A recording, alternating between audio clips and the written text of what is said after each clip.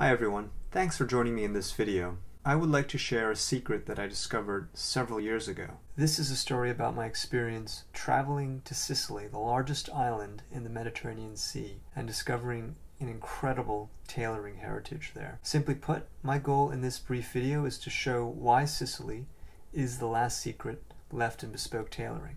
Before I touch on Sicily, I'd like to spend a few minutes providing some background on bespoke tailoring, and after we do that, I hope it should become clear to everyone why Sicily matters and why you should be interested in it. Finally, I'll speak briefly about Sicilian Reserve, my new venture to introduce Sicilian tailoring to the US and Europe. So let's talk a little bit about the history of bespoke tailoring, and this is truly going to be brief, because a comprehensive history would cover at least 3 different areas in terms of craft, broader and deeper social trends such as the rise of the dandy and its permutations over time, and of course the role of economic wealth and hegemony in fueling the demand and consumption for tailored clothing. But for our purposes, let's just focus on craft. In terms of craft, the earliest tailors that we know about, at least in the West, appeared in the 12th and 13th centuries in Northern Europe, around northern France, and also England and parts of Germany. The earliest pattern-making books, which are essential to the craft of tailoring, were first printed in the late 16th century in Spain and also Germany. And concurrently, we see the rise of and development of tailoring guilds or societies in medieval Europe that eventually coalesced into the modern tailoring ecosystems that have managed to survive to this day. The most well-known, of course, is Savile Row, where the first tailors appeared to have moved in 1803. So if we follow this history of the tailoring craft to present day, we will arrive at what I would call the London-Naples axis of bespoke tailoring. And London and Naples are the 2 most famous centers of tailoring today. Full stop.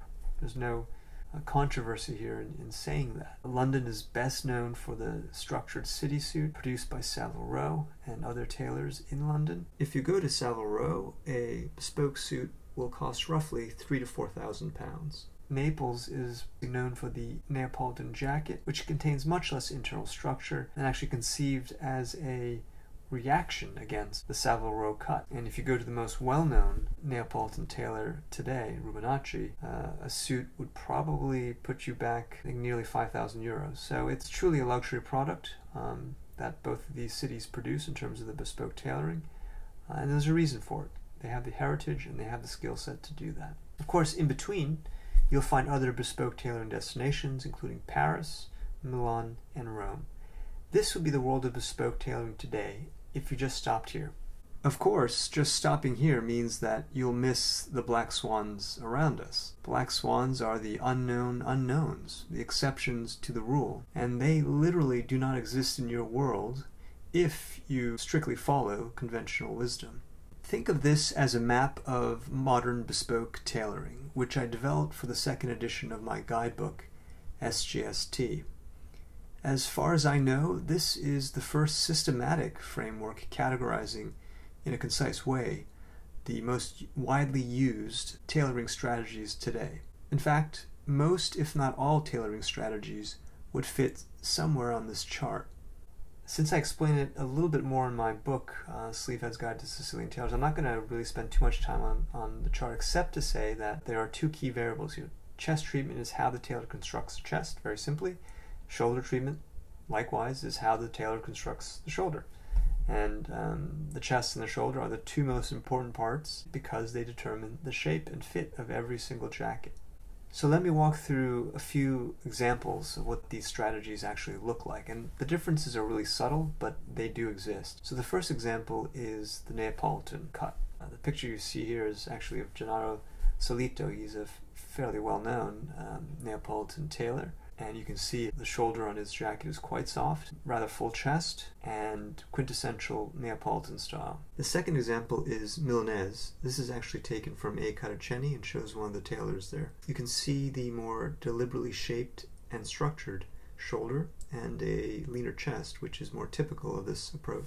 And then the third example is the Continental, and the example here is Parisian. It's Comte de Lucca, And you can see the very pronounced fullness in the chest, and also a very structured, very shaped shoulder. I think it's safe to say that most men interested in tailored clothes will stop their bespoke search here and end up in one of the strategies shown on this chart. But if you stop here, you'll miss a sartorial blind spot, which is what I almost did until I traveled to Sicily.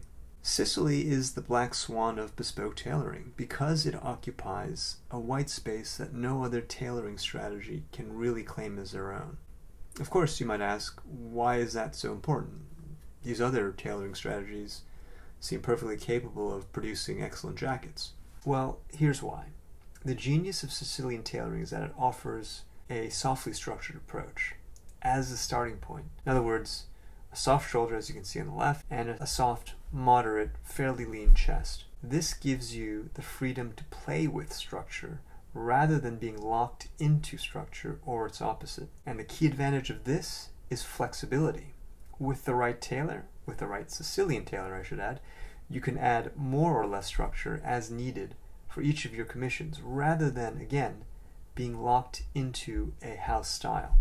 If you are serious and interested about Sicilian tailoring, SGST is the first guide and the definitive one on this topic. The book profiles more than 20 tailors working in Sicily. I also recently updated and published the second edition of this guide in September of 2017. If you're able to travel regularly to Europe, or even better, live in Europe, and speak conversational Italian, traveling to Sicily is your best bet. This will maximize the overall value to you, both in terms of experience and the overall financial proposition. But if you're not able to travel to Sicily on a regular basis, I launched Sicilian Reserve in the summer of 2017 for you. The jacket and pants that you see here are made by our tailor Santi Macchia. Santi is located in Messina, which is on the Ionian coast in the eastern half of Sicily. I chose him as the tailor for Sicilian Reserve because of his extraordinary experience and skill in men's tailoring.